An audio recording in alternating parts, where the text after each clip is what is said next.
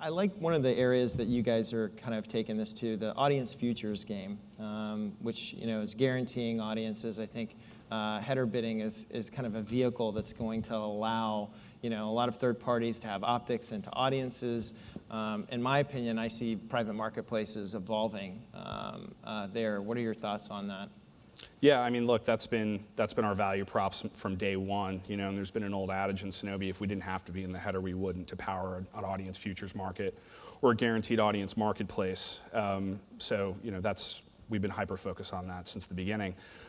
We offer header bidding as a utility because there is utility in that to publishers for all the reasons you mentioned earlier, Jason. But unless you can offer some differentiated value proposition to a buyer and a seller of media, there really is no reason for you to be in the header. To be in there, yeah, no, I agree. Sam, that's right. What are your thoughts on that? I mean, I would agree. I think there's a few markets that we're seeing to develop. So there's audience futures, right? But I also think that if you look at the bulk of agency buying that currently transpires through a tag, that's some audience dependent and some not. And so I'd like to see programmatic non-guaranteed products come out that are not necessarily the typical deals that we see in the market that access different priorities in the waterfall. I think that we released our programmatic guaranteed product last year. I think that you're going to look forward to seeing that evolve over time, moving into more and more buyer choice against certain audiences. So I think that there really is a future that you're going to see as the programmatic products start to really commingle into the ad server.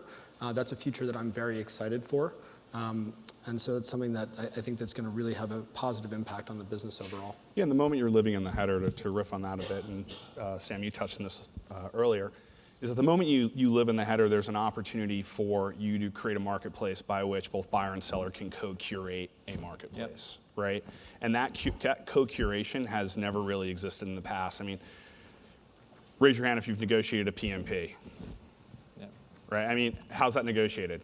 $20, $10, $15, $12.50, deal, right? Okay, let's light it up. What's the fill rate? 15 to 25%, probably on a good day. Like, there's massive frustration in the data asymmetry between buyer and seller, and header bidding, whether it's powered via a single tag on the header and you're powering all opportunistic demand through a server-to-server connection, however you architect it, the fact that someone can live in the header does allow the solution to this data asymmetry between buyers and sellers. Buyers can give direct telemetry now to publishers saying, this is what I'm looking for. Do you have it? Oh, you have it. Great. Okay, this is the price I'm willing to pay for it based on the audiences you may have, based on the quality of inventory that you have, based on this technology's position in the header. That's where this is headed. It's not just, this is certainly not geared for opportunistic programmatic demand. That is certainly a feature of living in the header, but I don't think that is the future of the ecosystem.